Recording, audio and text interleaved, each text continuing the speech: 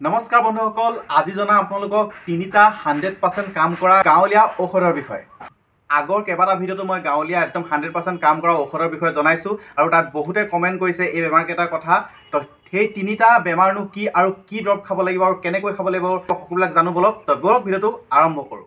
বেমাৰ এটাই, কিন্তু মই তিনিটা বেমাৰ কৈছোঁ। এটা হৈছে পেচাব জ্বলা পোৰা কৰা, আৰু এটা হৈছে পেচাবৰ সৈতে তেজ যোৱা বা ৰঙা পেচাব যোৱা, আৰু এটা হৈছে জণ্ডিছ যেতিয়া হালধীয়া পেচাব হয়। তো সেই তিনিটা বেমাৰৰ দৰৱৰ বিষয়ে আপোনালোকক জনাম আৰু বহুতে মোক কমেণ্ট কৰি আছিলে আগৰ ভিডিঅ'কেইটাত।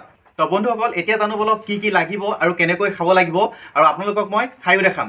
বন্ধুসকল, গাঁৱলীয়া দৰৱ বহুত নীতি নিয়মৰ মাজেৰে বনোৱা হয় আৰু বহুত নীতি নিয়মৰ মাজেৰে খাব লাগে, আৰু তেতিয়াহে আপোনালোকে 100% একদম প্ৰমাণ পাব।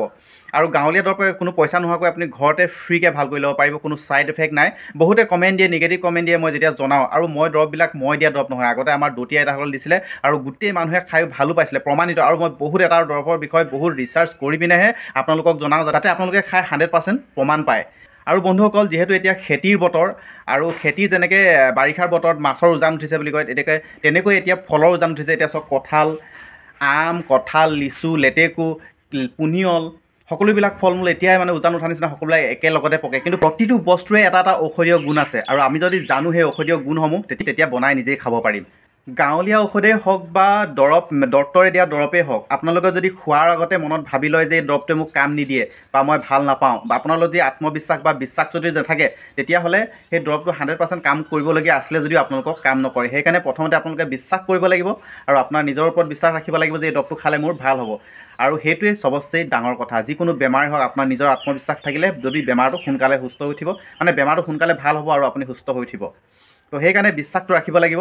আগৰ যোনকেইটা দৰৱৰ বিষয়ে জনাইছোঁ, বহুত মানুহে ভাল ভাল কমেণ্ট কৰিছে আৰু বহুতে প্ৰমাণিত। তো আপোনালোকে সেইকাৰণে প্ৰমাণ পাবই। মই আপোনালোকক বহুত ৰিচাৰ্চ কৰি এনেই বেলেগে বনাই দিয়া নিচিনা এনেই আল্টু ফাল্টুকৈ এনেই ভিডিঅ' বনাই নিদিওঁ। আৰু মই আপোনালোকক শেষত খায়ো দেখাওঁ, যাতে আপোনালোকে বিশ্বাস কৰে, যাতে মই এনেই অগৰং বগৰং দৰৱ বনাই যে খাই দেখাইছোঁ সেইটো নহয়। তো আজিও আপোনালোকক একদম 100% ফ্ৰী প্ৰমাণিত এটা গাঁৱলীয়া ঔষধৰ বিষয়ে জনাম বুলি কৈছোঁ, আৰু সেইটো বহুত বেছি পাৱাৰফুল।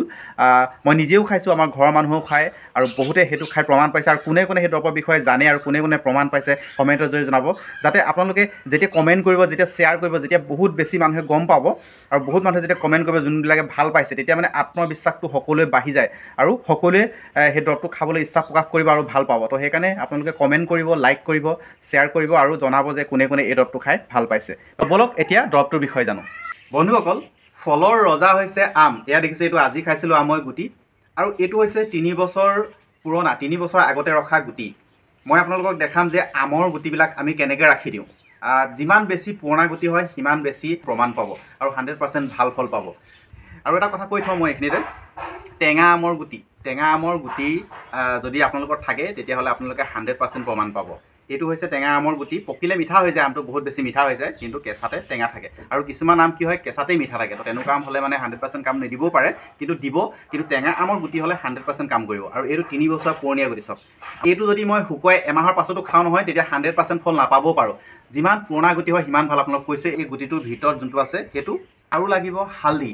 বজাৰত যোনটো কিনিবলৈ পায় সেইটো হালধি নহয়, পিয়'ৰ হালধি, ঘৰত যোনটো কোনো মিক্স নাথাকে, একদম পিয়'ৰ হালধি। মই আপোনালোকক দেখাইছোঁ আমাৰ ঘৰুৱা হালধি, আমাৰ ঘৰতে হালধি খেতি কৰোঁ। আমি দৰৱৰ কাৰণে এনেকৈ থৈ দিওঁ। এইবিলাক চব ইয়াৰ কালাৰটো দেখাই দিয়ে, এইটো কালাৰ চব কিমান হালধীয়া, একদম পিয়'ৰ কালাৰ। তো এনেকুৱা হালধি। আৰু এতিয়া কেনেকৈ খাব লাগিব সেইটো আপোনালোকক জনাম, আৰু পৰিমাণটো কিমান আপোনালোকে ল'ব লাগিব তাৰ বিষয়ে জনাম। তো বলক এইটো ফালি দেখাওঁ, এই ভিতৰত কি ওলায়নো প্ৰথমতে বলক। তো গাইজ, এইটো গুটি মই ফালি ল'লোঁ। এইটো ফালি লোৱাৰ পাছত ভিতৰত কি ওলায় চাব আপোনালোকে। এইটো একদম 3 বছৰীয়া পুৰণা গুটি। এইটো চাওক, একদম হেৰি হৈ গ'লগৈ। এইটো চাওক, হ'লে পূৰা পুৰণা গুটি। যিমান পুৰণা গুটি হয় সিমান ভাল। এইটো দেখিছে কেনেকুৱা গুটি এটা ওলালে। তো এই গুটিটো এতিয়া মই পিচি পিনে একদম গুড়ি কৰি ল'ম, আৰু আপোনালোকক জনাম পৰিমাণটো, যে হালধিৰ পৰিমাণটো আৰু আমৰ গুটিৰ পৰিমাণটো আৰু কিহৰ লগত খাব লাগিব সেইটো জনাম। তো বলক এইটো প্ৰথমতে পিচি লওঁ এতিয়া, তাৰপিছত আপোনালোকক দেখাই আছোঁ। তো বন্ধুসকল, এয়া দৰৱখিনি গোটেইখিনি গোটাই ল'লোঁ। এয়া এনেকৈ পানী এগিলাচ লৈছোঁ। আপোনালোকে দৰৱটো গাখীৰৰ লগত খালে বেছি ভাল, কিন্তু মোৰ গেছৰ প্ৰব্লেম আছে, মই সেইকাৰণে গাখীৰৰ লগত নাখাওঁ। আপোনালোকে যদি গেছৰ প্ৰব্লেম থাকে, তেতিয়া গাখীৰটো খাব নালাগে, গেছৰ প্ৰব্লেম আপোনালোকে জানেই। তেতিয়া আপোনালোকে পানী লৈ ল'ব, এগিলাচ পানী। তো এয়া মই এগিলাচ পানী লৈ লৈছোঁ। আৰু আমাৰ বহুত আম, যেতিয়া আমৰ ছিজন হৈ থাকে তেতিয়া বহুত আম আমি গুটি শুকুৱাই থৈ দিওঁ, আৰু 3 বছৰ 4 বছৰ বা 2 বছৰ যেতিয়া পুৰণা হৈ যায়, একেলগতে আমি পিচি পিনে এনেকৈ মানে গোটাই থৈ দিওঁ। এইখিনি দেখিছে আমৰ আমি পিচি পিনে গোটাই থৈছোঁ। তো আপোনালোকে এনেকৈ আম লৈ পিনে তাৰ ভিতৰত এটা গুটি লৈ পিনেও আপোনালোকে খুন্দি ল'ব পাৰে। তো আমি এনেকৈ গোটাই থৈ দিওঁ, আমাৰ দেউতাই খাই থাকে তাৰমানে তো মাজে সময়। তো এনেকৈ হালধি টেমা এটা ল'ব আৰু পৰিমাণটো আপোনালোকক দেখাই আছোঁ, মনত ৰাখিব আপোনালোকে পৰিমাণটো কেনেকৈ খাব লাগে। আৰু এনেকৈ দৰৱ খাই যেনেকুৱা যে থাকে এনেকুৱা থেপি এটা লৈ ল'ব। আৰু থেপিটোত আপোনালোকে কিমান কৰি ল'ব লাগে মই কৈ আছোঁ। এয়া দেখিছে, এই থেপিটোত আপোনালোকে 10 ml হালধি ল'ব আৰু এনেকৈ গিলাচত ঢালি দিব। তাৰপিছত এই আমৰ গুড়ি ল'ব 10 ml। এইখিনি আমৰ গুটিৰ গুড়ি হয়, আমৰ গুটিৰ গুড়ি 10 ml লৈ ল'ব। এইখিনি মিলাই দিছোঁ লগতে, এইখিনি গুড়ি কৰি থৈছোঁ। এইখিনি চাওক সেইবোৰ। তাৰপৰা আপোনালোকে এনেকৈ ধুনীয়াকৈ গুলি ল'ব।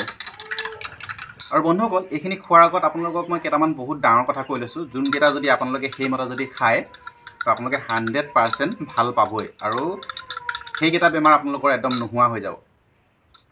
প্ৰথম কথাটো হ'ল গাঁৱলীয়া দৰৱ খালী পেটত খাব লাগে, বহুতে জানে। বিশেষকৈ আপোনালোকে এইটো ৰাতিপুৱা আৰু আবেলি খালী পেটত খাব, 3 দিন খাব একদম লেঠাৰিকৈ, ভাল যদি আপোনালোকৰ বেছিকৈ হৈ আছে। নহ'লে মাজে সময়ে আপোনালোকে এইবিলাক দৰৱ খাই থাকিব, তো বহুত বেমাৰ আপোনালোকৰ নহয়।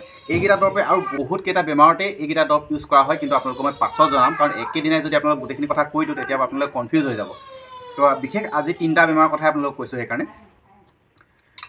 আৰু গাঁৱলীয়া দৰৱ আপোনালোকে যেতিয়া খাব, নিজৰ আত্মবিশ্বাসটো আৰু ভাল পোৱাৰ এটা মানে মনত শক্তি গোটাবলৈ আপোনালোকে ৰাতিপুৱা গা পা ধুই পিনে আপোনালোকে ফ্ৰেছ হৈ খাব। ৰাতিপুৱা একদম গা পা ধুই ল'ব, আপোনাৰ মনটো শান্তি হ'ল, শুদ্ধ হৈ গ'ল, এটা মানে ফ্ৰেছ হ'লে এটা নিজৰ মানে মনটো ভাল লাগি যায় ন, একদম পূৰা ফ্ৰেছ মনত। তেতিয়া মানে আপোনাৰ বেমাৰটোৰ সৈতে একদম যুঁজিবলৈ বহুত বেছি শক্তি পায়।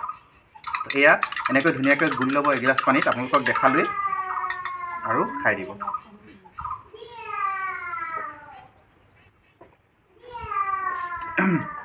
এনেকৈ খাই দিব।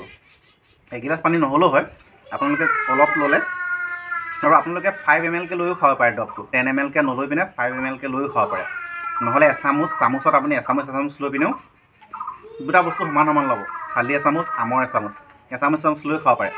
তো বন্ধুসকল, অলপ আগত আম খাইছিলোঁ, সেইকাৰণে ফটকনে মনত পৰিলে যে আৰু মই কৈ আছিলোঁ আপোনালোকক যে ভাল একদম 100% কাম কৰা দৰৱ এটাৰ বিষয়ে জনাম, যোনটো একদম ফ্ৰী, আপোনালোকে ঘৰতে বনাই খাব পাৰে। আৰু মই যোনকেইটা দৰৱৰ বিষয়ে জনাইছোঁ বহুতে জানে একদম 100% পিয়'ৰ কাম কৰিছে, আৰু বহুতে প্ৰমাণো পাইছে, আৰু মোক পাৰ্চনেলি মেছেজো কৰিছে বহুতে। তো সেইকাৰণে ভাবিলোঁ আজি আপোনালোকৰ 100% কাম কৰা যোনটো বিষয়ে মই বহুত দিনৰ পৰা ৰিচাৰ্চ কৰি আছিলোঁ, আৰু সেই বিষয়ে আপোনালোকক জনালোঁ। আৰু ভিডিঅ'ত বেটাই চিনি আছে, তো ভিডিঅ'টো দীঘলীয়া নকৰোঁ, আজি ভিডিঅ'টো ইয়াতে সামৰণি মাৰিছোঁ। আকৌ লগ পাম এটা বেলেগ এটা মজা ভিডিঅ'ত। তো বাই বাই।